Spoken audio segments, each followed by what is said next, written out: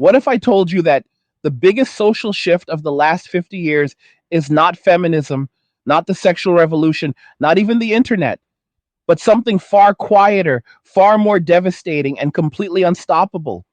What if I told you that millions of men have already made an irreversible decision that will reshape dating, marriage, family, and society itself for the next 100 years, and almost nobody in the mainstream wants to admit it is happening? Stay with me until the very end, because by the time this video is over, you are going to see exactly why the old playbook is dead, why the panic is only beginning, and why all roads, every single one, now lead to men walking away. If you want more raw, unfiltered, no nonsense, angry guy content like this, smash that like button right now. Share this video with every man you know who needs to hear the truth, and subscribe with notifications on so you never miss a single upload. Also, if you are tired of watching your wealth evaporate the moment you get into a relationship or marriage, go check out Angry's Crypto Academy, linked in the description below. That is where I teach men step by step how to buy, sell, trade, and most importantly, protect their assets in a world that is actively trying to separate you from your money. Click that link, get enrolled, and start building the financial fortress you should have had years ago. And if you are enjoying these videos and you want to keep this channel fueled and growing, you can buy me a Red Bull through the link in the description. Every can keeps the fire lit and the truth coming. Appreciate every single one of you who throws one in the tank. Let us get into it. Picture a boy born in the 1980s or 1990s. From the moment he can walk and talk, he is told over and over again that the world belongs to girls now. Teachers praise the girls for sitting still while they medicate him for doing what boys have done for 10,000 generations, moving, exploring, competing. The television shows he watches portray men as bumbling, incompetent fools who are lucky any woman puts up with them at all. His father, if he is even around, is exhausted from work and walking on eggshells at home because one wrong word can cost him everything in a court system that has been weaponized against him. Fast forward to high school, he is told his natural confidence is toxic. He is told that looking at a girl too long is creepy. He is told that wanting to protect or provide is patriarchal oppression. If he dares to sit comfortably on a subway seat with his legs apart, because that is how male hips are actually built, someone invents a word, man spreading, and suddenly he is a villain for existing in public space while biologically male. College comes. He watches his buddies get expelled or suspended because a girl regretted a hookup 6 months later, and the university needed to meet a quota of punishments to keep federal funding. He learns very quickly that accusation equals guilt, and due process is an antiquated luxury reserved for a bygone era. Then he enters the dating market. He is told to man up and pay for expensive dinners, but also told that expecting intimacy in return makes him a predator. He is told to approach women, but if he approaches the wrong one, he can be recorded, shamed online, and fired from his job before the sun goes down. He is told that women are strong and independent, yet somehow he is still expected to be an ATM with legs. He tries the apps. Swipe, swipe, swipe. 95% of women message the same top 5% of men, while the rest fight over digital scraps. He finally lands a date, spends $200, and gets a week later, sees the exact same woman on TikTok bragging about how she and her friends get free meals every weekend while giving absolutely nothing in return. He starts to notice a pattern. Then marriage gets dangled in front of him like the ultimate prize. Society, his mother, rom-coms, every pastor on Sunday morning tells him that if he just finds the right one, everything will be worth it. So he ignores every red flag, ignores the statistics, ignores the horror stories from his divorced friends, and he signs the contract. 2 years, 5 years, 10 years later, he is standing in a courtroom while a judge hands over half of everything he owns, plus future earnings, to a woman who decided she was bored or unhappy or simply found someone better. His children, the ones he would die for, now call another man daddy. On the weekends, he is allowed to see them if he is lucky. And through all of this, every step of the way, he has been called toxic for feeling angry. He has been called fragile for speaking up. He has been told to sit down, shut up, and keep providing because that is what a real man does. So, what did millions of men finally do? They listened. They listened when women said, "We don't need no man." Fine. They listened when women said masculinity is toxic. Cool, we will just keep it to ourselves then. They listened when women said, "I am the table, bring everything to me." Perfect, enjoy your table for one. They listened when women said, "Men should be afraid to approach us." Message received loud and clear, no approaching will occur ever again. And then quietly, without announcement, without protest, without violence, men started walking away. Not in anger at first, though the anger was earned, but in exhaustion, then in relief, then in something that looked a lot like peace. They shut off the dating apps. They stopped asking women out. They stopped simping in comment sections. They stopped sending money to cash apps and Instagram bios. They stopped paying for dates with women who already decided the answer was no. They stopped caring about being called undateable or bitter or losers because the opposite of love is not hate, it is indifference. And indifference feels a whole lot like freedom. They took all the energy they used to pour into chasing, pursuing, providing, protecting, and they turned it inward. They hit the gym not to impress women, but to feel strong in their own skin. They built businesses not to buy a bigger ring, but to secure their own future. They learned game not to manipulate, but to never be manipulated again. They stacked crypto, bought land, lifted heavier, slept better, traveled lighter, and for the first time in their adult lives, they experienced something they were told did not exist for men: peace. And while they were finding that peace, something fascinating started happening on the other side. Women who spent years shouting, "I don't need a man," suddenly needed plumbers, electricians, mechanics, soldiers, truck drivers, construction workers, garbage men, farmers, linemen, and every profession that keeps civilization from collapsing. Women who bragged about being the table discovered that a table does not pay the rent when the economy gets rough. Women who celebrated paternity fraud and weaponized false allegations started complaining that men will not commit. Women who demanded men stop looking at them at the gym started wondering why the gym memberships for men are at an all time high and female attendance is quietly dipping. Every day now, there is another viral TikTok of a woman in her 30s or 40s asking, sometimes politely, often not, "Where have all the good men gone?" And the answer is simpler than they want to admit: we are right here. We never left the planet. We just stopped orbiting you. We stopped treating you like the center of the universe because you spent decades telling us, screaming at us, that you were not the center of anything, that you were your own universe, your own hero, your own provider, your own protector, your own everything. So we believed you.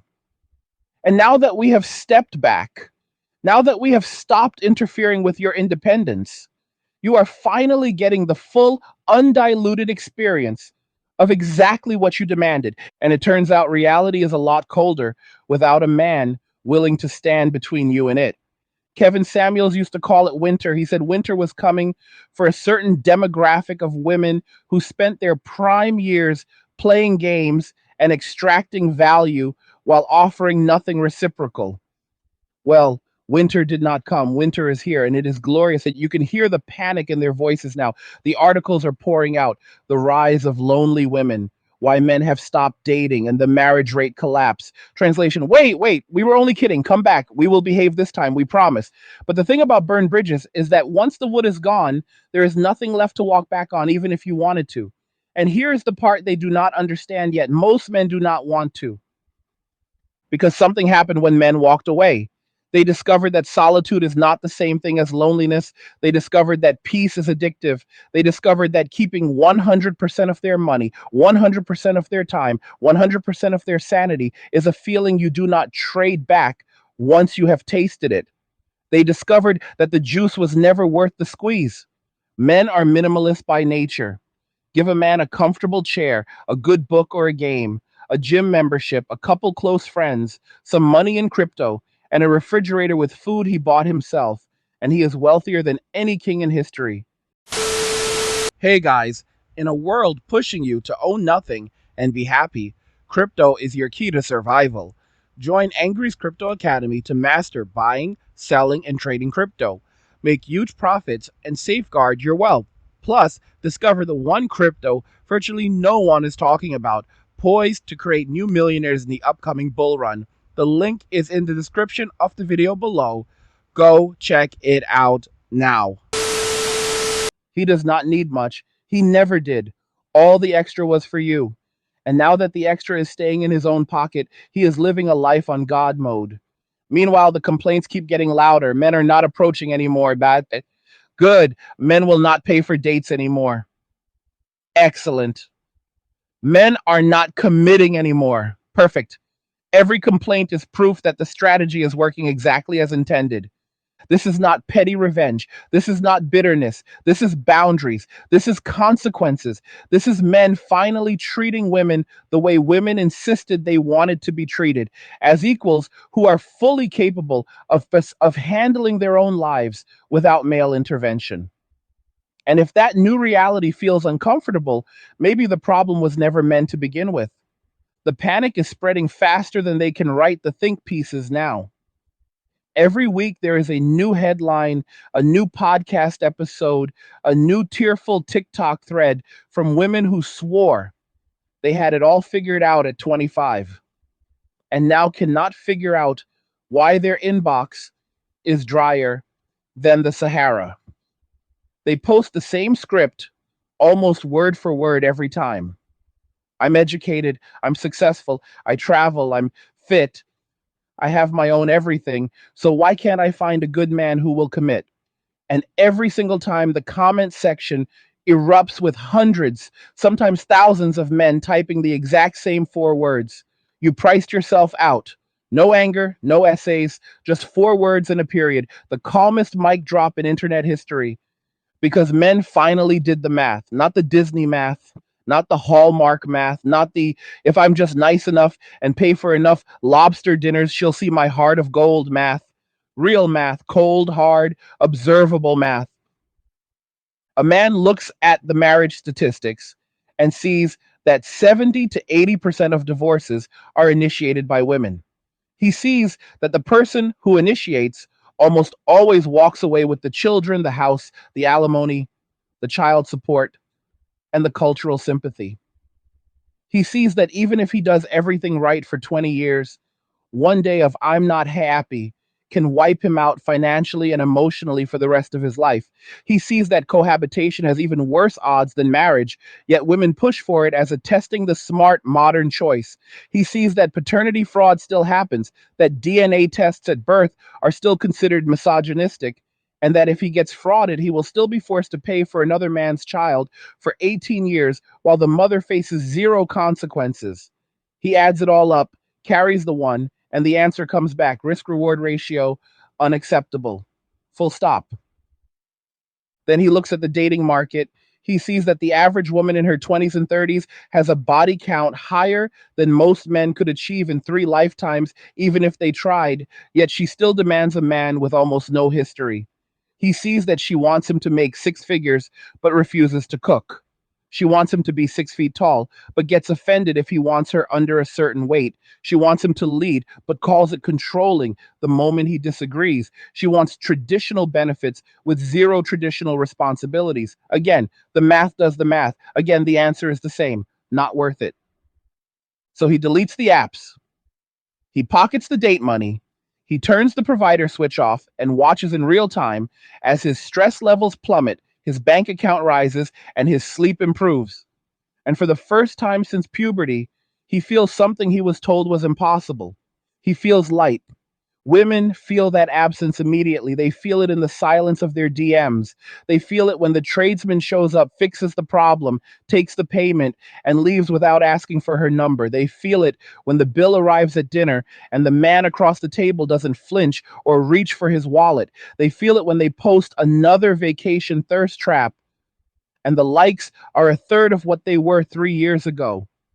They feel it when their friends start getting quiet about their own relationships because the truth is too uncomfortable to say out loud.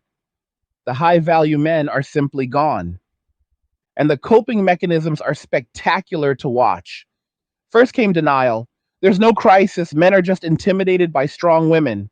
Then came bargaining. Okay, maybe we were a little harsh, but if men just communicated better. Then came anger. Fine, stay single then. We don't need you anyway. And now, finally, we are deep into the depression stage where the videos are no longer defiant anthems, but desperate pleas disguised as empowerment. It's okay to be alone, they say through clenched teeth, while their eyes scream the opposite. But here is the part nobody wants to say out loud. Men are not intimidated, bitter, or scared of strong women. Men are simply done subsidizing ungrateful ones. There is a difference. A strong woman who brings peace, loyalty, femininity, support, and genuine reciprocity will never have trouble finding a good man, even in this climate. The market has not disappeared, it has segmented. High value men did not vanish into the ether. They raised their standards to match the standards women have been shouting about for 30 years. The same women who bragged, I know my worth, are now discovering that worth is not declared, it is demonstrated, and the demonstration has been in short supply. Men watched women spend decades telling them exactly what they would not tolerate. No more broke men, no more short men, no more men without ambition, no more men who play video games, no more men who don't do 50-50, no more men who don't worship the ground they walk on. So men looked at that list, looked at their own lives, and said, cool, we'll just become the men you won't tolerate, and then we won't have to deal with you at all. Problem solved. It is the most peaceful protest in human history. No signs, no marching, no screaming, just millions of men quietly opting out and going fishing instead. And the beauty of it is that it is self reinforcing. The more men walk away, the more peace they find, the more they share that peace with other men, the faster the movement grows. Gyms are packed with men who used to waste hours on dating apps. Crypto wallets getting fatter while Cash App requests go unanswered. Passports getting stamps from countries where the women still smile at men in public. Men's groups, men's retreats, men's podcasts, men's barbershops becoming the new church. Because for the first time in living memory, men have spaces that are not infiltrated, not monitored, not shamed. Women are starting to notice that when they walk into those spaces now, the temperature drops 10 degrees.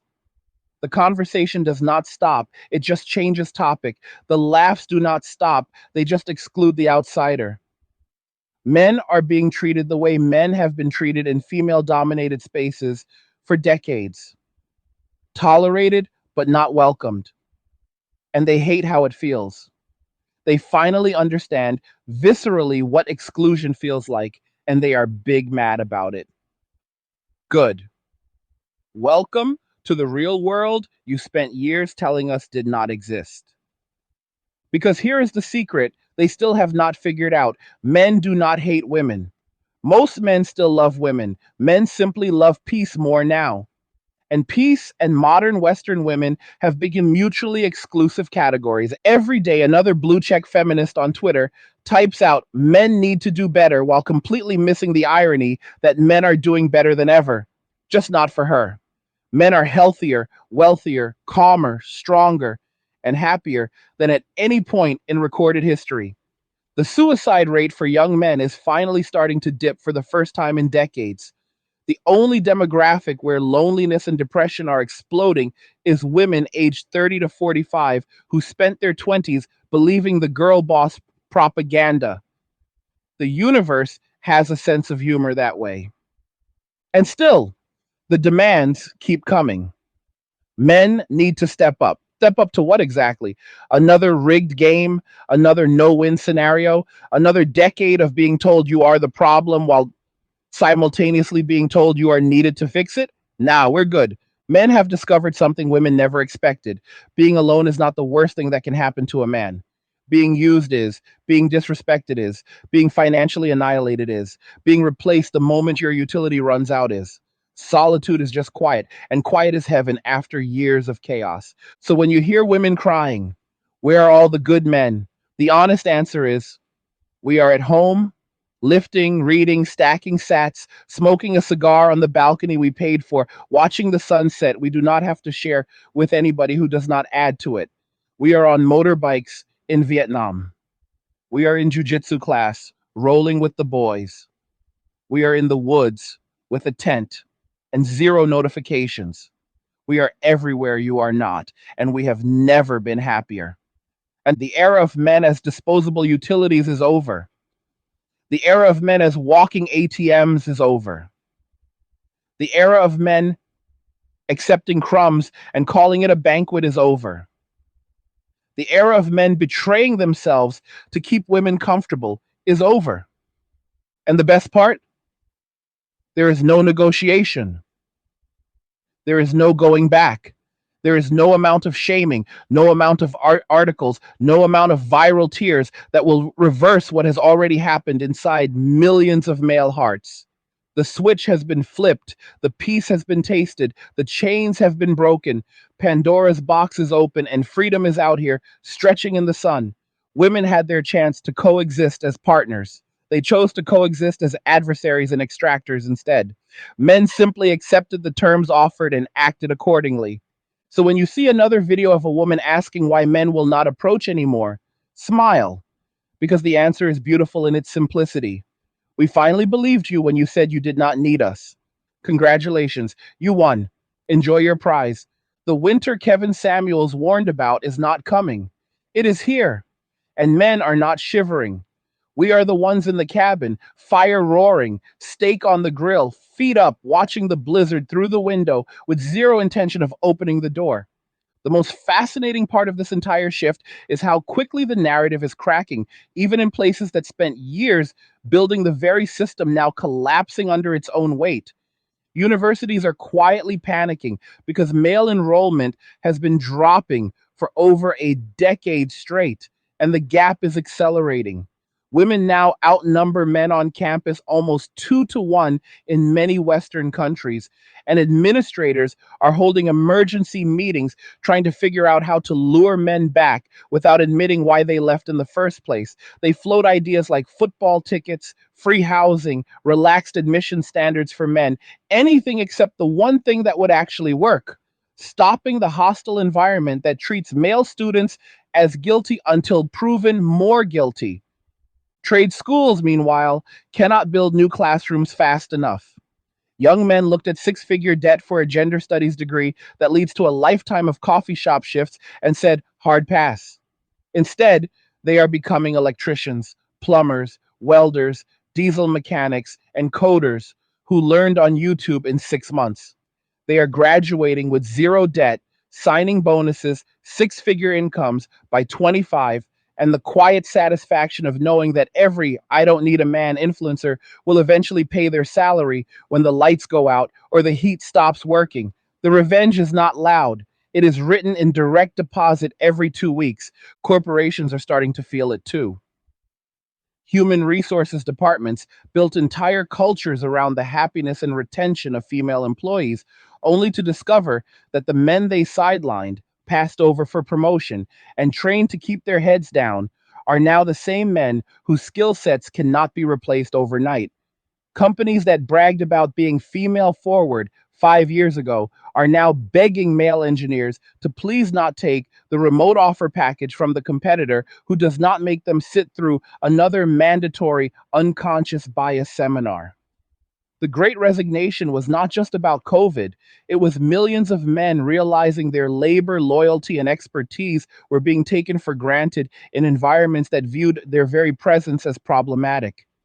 So they resigned, not in rage, but in relief. The housing market is the next domino nobody wants to talk about yet.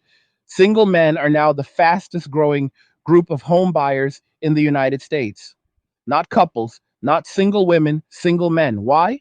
Because a man can buy a modest 3-bedroom house in a good school district for cash in his late 20s if he never spent 10 years subsidizing someone else's lifestyle. He can buy the truck he wants, the toys he wants, the land he wants, and still have money left over to fly first class twice a year. He does not need a mansion, he needs a fortress.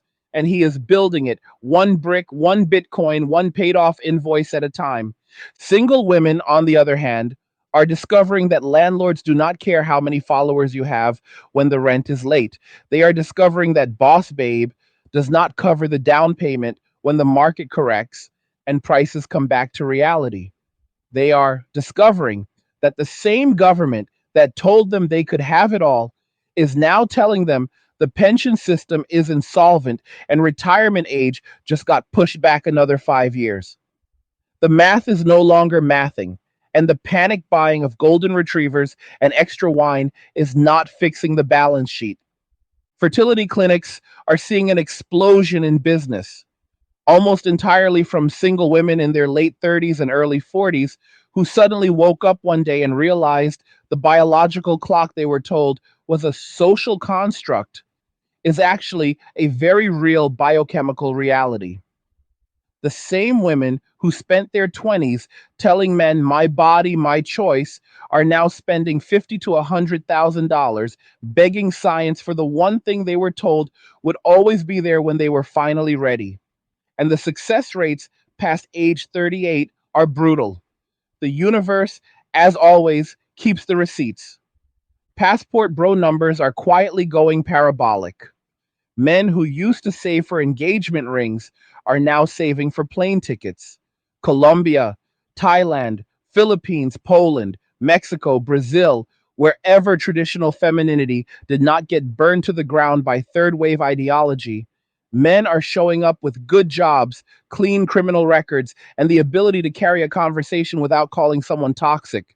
Local families are rolling out the red carpet because these men are not looking for hookups. They are looking for wives who actually want to build something lasting. The women there are stunned at how quickly a respectful, provider minded man will lock things down when he finally meets someone who treats masculinity as a feature, not a bug. Meanwhile, back in the West, the birth rate continues its free fall. Demographers are no longer whispering about replacement level. They are openly talking about population collapse in countries like South Korea, Italy, Spain, and soon the United States.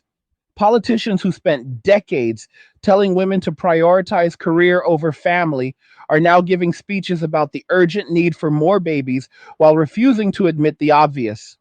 When you make family formation punishingly expensive and legally dangerous for men, men stop forming families. It is not complicated. The mental health industry is making a fortune off the fallout.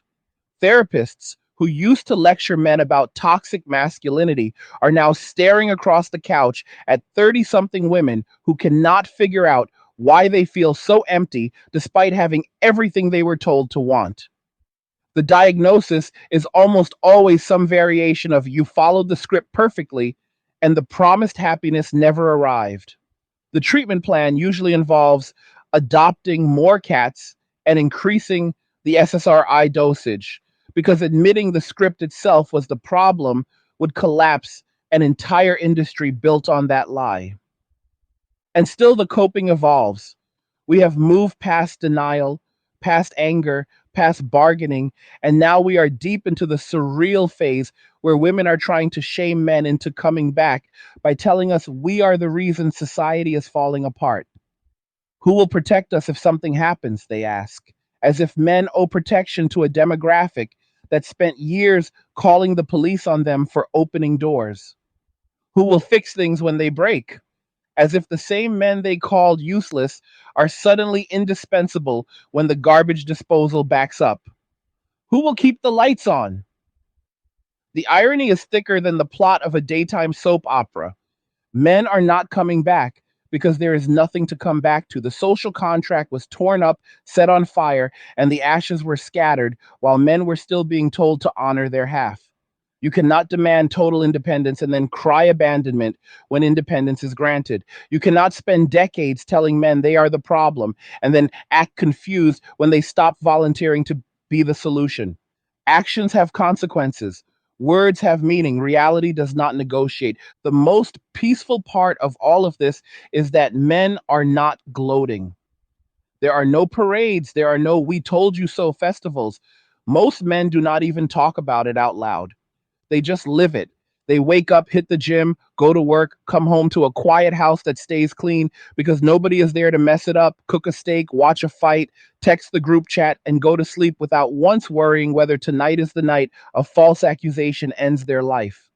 That silence is deafening to the people who spent years demanding male tears. They finally got the quiet they claimed to want, and now they cannot stand it.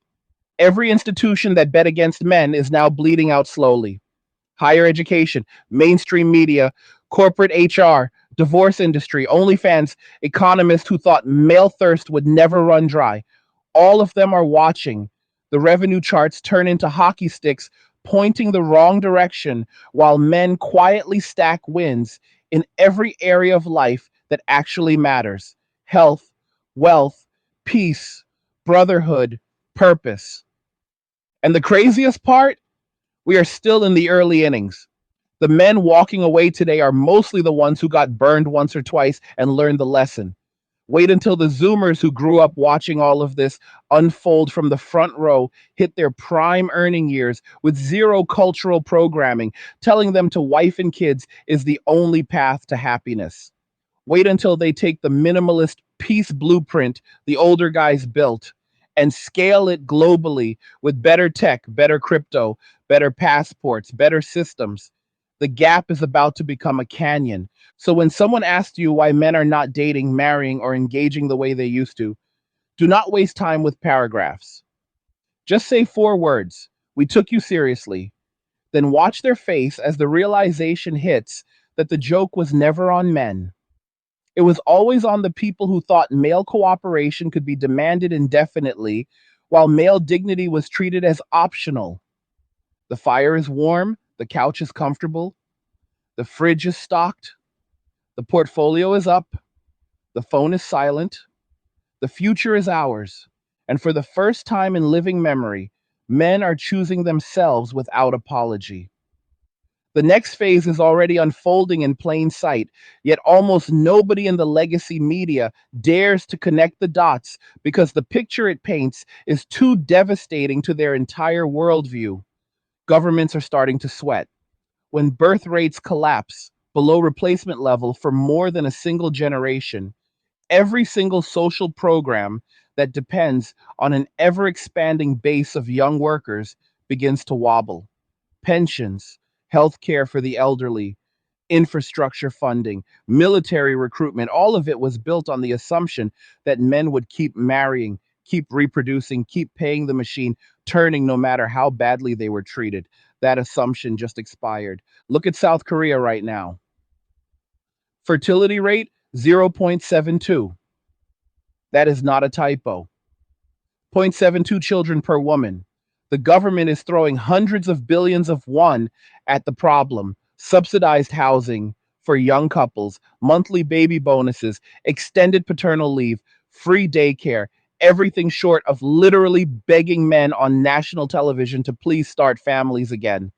And the men are politely declining. They watch their fathers work 90-hour weeks for companies that discarded them at 55. They watch their mothers weaponize divorce courts. They watch K-pop feminism tell them their natural desires were predatory. And now that the state itself is on its knees asking for volunteers to save the nation, the answer coming back from an entire generation of Korean men is a calm, resolute, no thank you. Japan has been in this movie for 30 years and still has not figured out the ending. The herbivore men phenomenon that started as a quirky news story is now the dominant lifestyle for an entire cohort.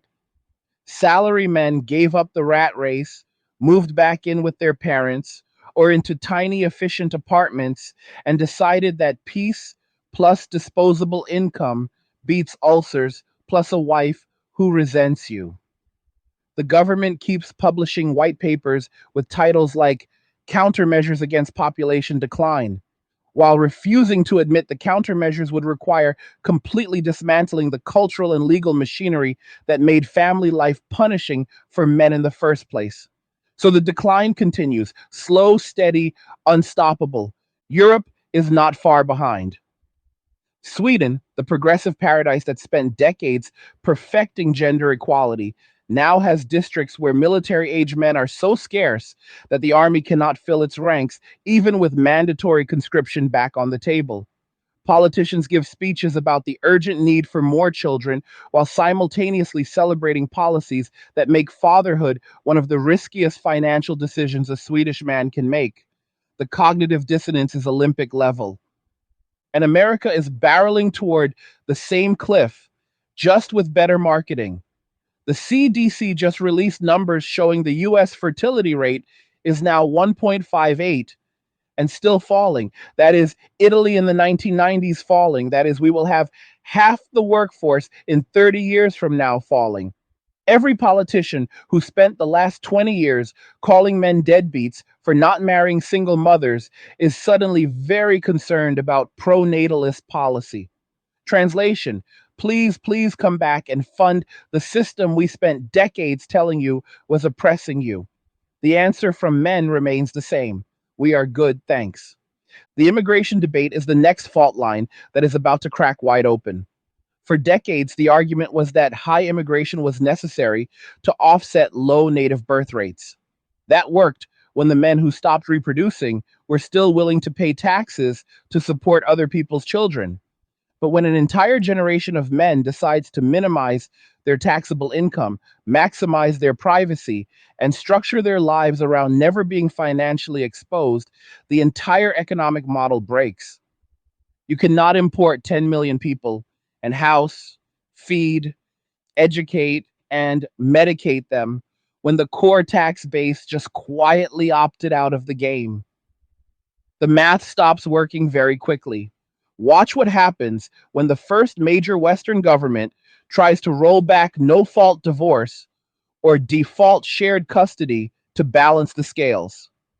The backlash will be seismic because an entire legal and therapeutic industry has been built on the current imbalance. Family court lawyers, domestic violence nonprofits, women's studies departments, all of them have payrolls that depend on men remaining incentivized to marry and disincentivized to walk away before the ring.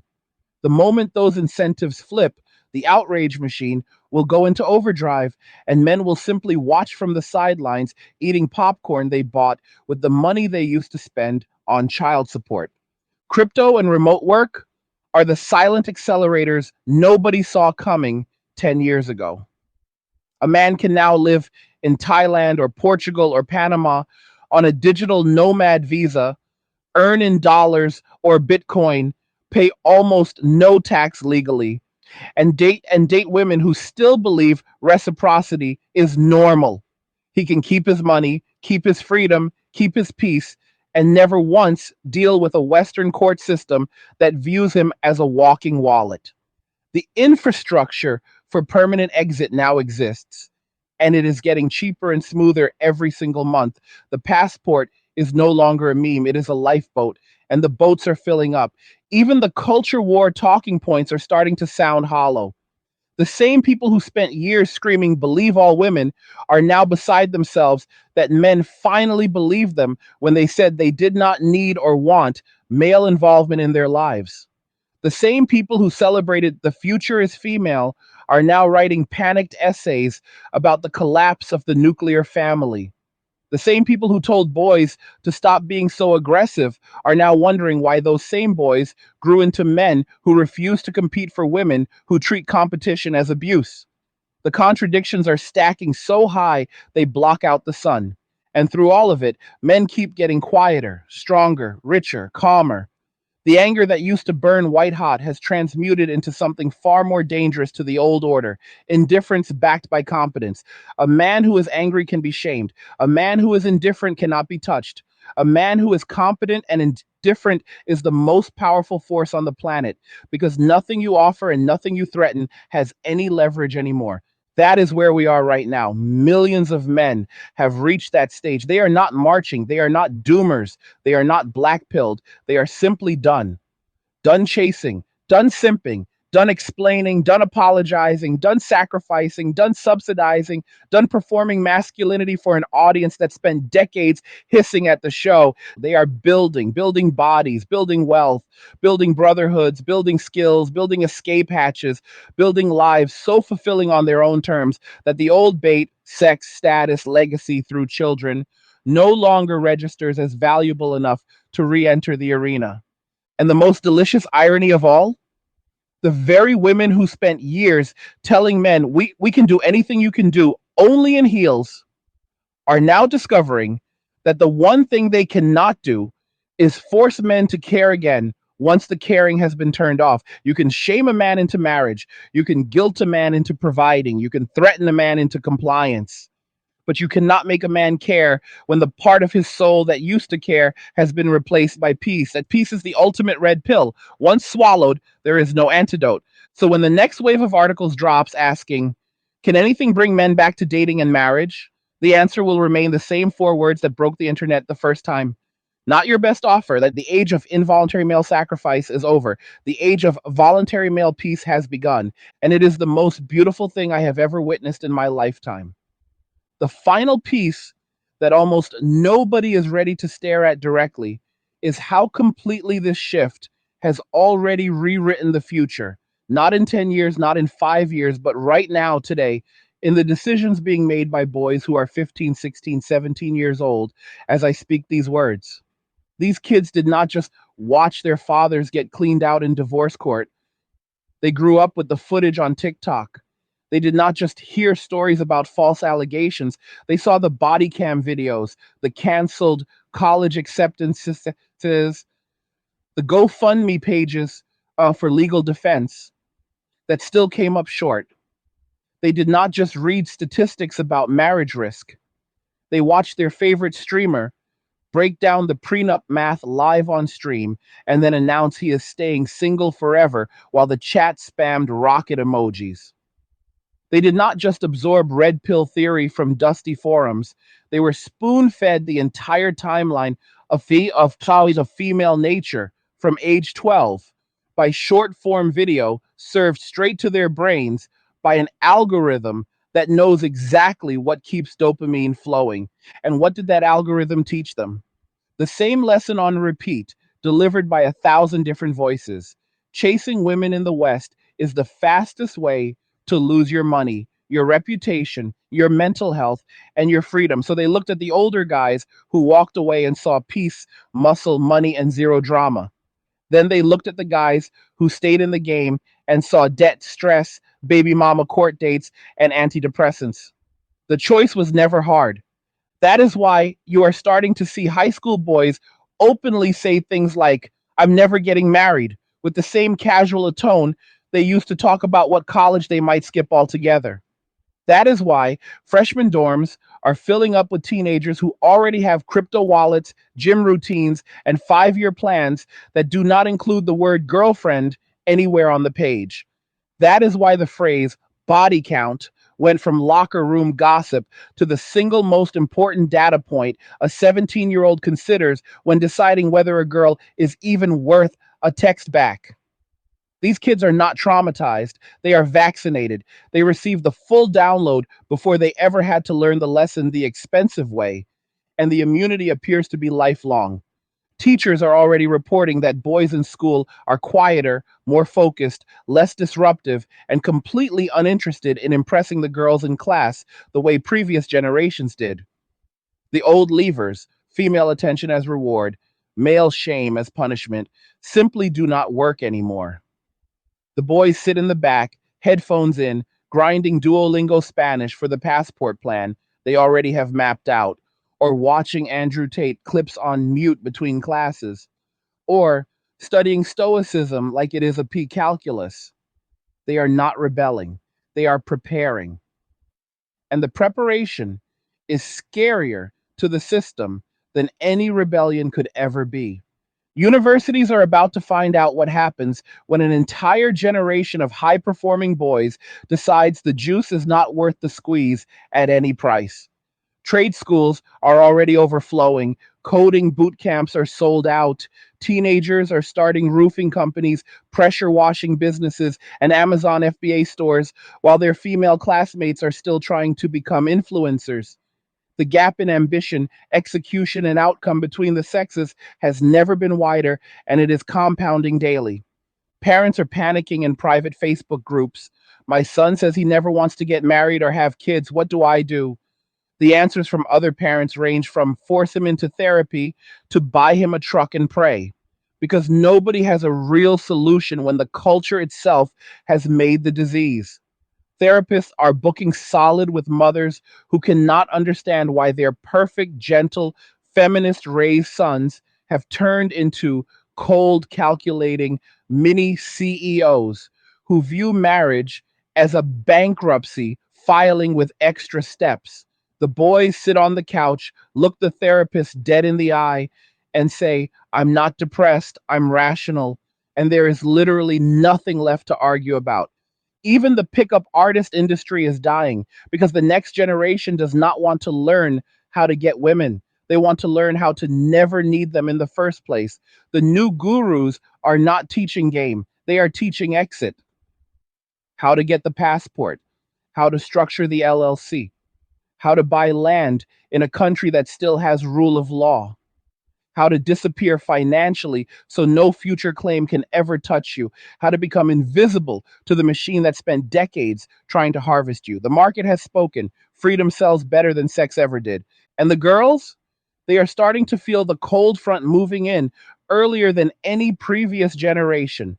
The pretty popular senior who used to have 20 guys in her DMs begging for a chance now has three, maybe four, and two of them are from out of state just fishing for nudes. The TikTok lives where high school girls complain, all the guys at my school are gay or short, are already going viral for all the wrong reasons. The comment sections are not angry, they are amused. Thousands of men in their 20s and 30s dropping the same calm reply: wait till you hit the real world, princess. The countdown timer is visible to everyone except the people who spent years thinking the party would never end. By the time today's 17-year-old boy is 30, the dating market is going to look like a post apocalyptic for the average Western woman. The top 20% of men will still have options, plenty of them overseas, or with the shrinking pool of traditionally minded women who opted out of the chaos early. The bottom 80% will not even be playing the game at all. They will be on another continent, or in a homestead in the mountains, or living in a paid off condo with a dog and a dirt bike, perfectly content. The idea of coming back to fight over an over entitled 32-year-old with a master's degree and a golden retriever will be as alien as traveling back in time to use a payphone. That future is not theory. It is arithmetic. It is already locked in by the millions of quiet decisions being made right now by boys who watched the previous generations get skinned alive and simply said, not me. So when historians look back and try to pinpoint the moment Western civilization took the exit ramp, they will not be a war or a crash or a revolution. It will be the silent collective shrug of tens of millions of men who looked at the deal on the table, ran the numbers, and chose peace over performance. No drama, no victims, no villains. Just men keeping the promise they were told to break, and women receiving the independence they were told to worship. The fire burns low now, but it burns forever. The cabin is built. The provisions are stacked. The door is closed, not out of spite, but out of self respect.